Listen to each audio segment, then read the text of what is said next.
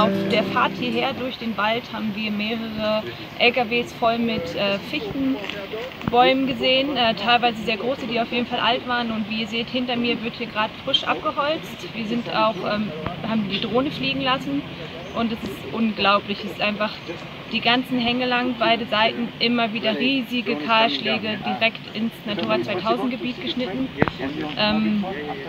Sehr schockierend, und diese Bilder machen einfach klar, wie wichtig es ist, dass wir weiter daran arbeiten, dass die Kommission möglichst bald weiter vorangeht mit dem EU-Vertragsverletzungsverfahren. So kann es hier nicht weitergehen.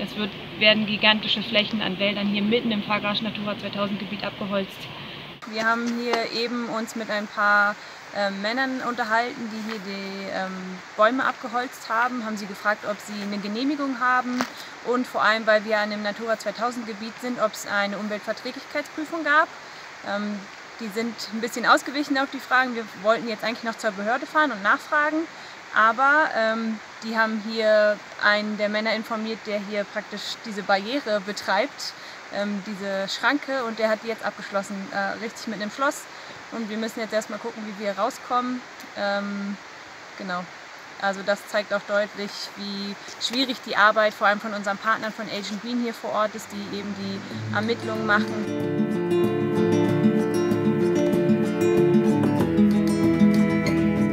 Uns kamen direkt zwei Holztransporter an uns vorbei.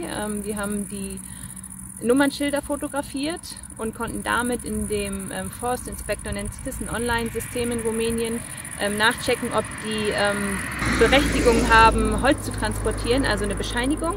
Und für den einen Transporter konnten wir feststellen, dass die Bescheinigung gestern schon abgelaufen ist, sprich der Transport, den er jetzt gerade eben gemacht hat, war illegal. Und für den zweiten, sehr spannend, der hatte, als wir geguckt haben, 2 Sekunden nachdem der Laster an uns vorbeigefahren ist, noch kein Permit. Und 10 Minuten später hatte er auf einmal eins. Sprich, höchstwahrscheinlich hat der gemerkt, dass wir ihn gefilmt haben und hat sich schnell noch eine Bescheinigung organisiert. Und für uns zeigt das sehr deutlich, dass hier sehr viel Transporte einfach illegal stattfinden. Und das ist auch ein großes Problem.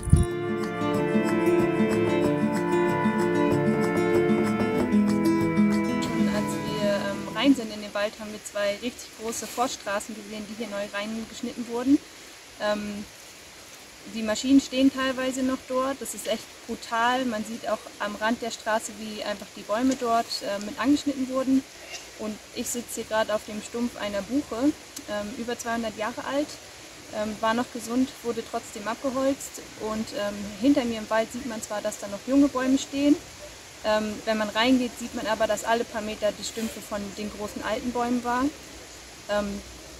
Was deutlich zeigt, die gehen rein, nehmen das gute Holz von den alten Bäumen, was viel Profit bringt, lassen zwar die Jungen stehen, aber gerade die alten Bäume sind auch sehr wichtig als Habitatbäume für verschiedene Arten, wie zum Beispiel Vogelarten, Fledermäuse, Käfer, Pilze etc.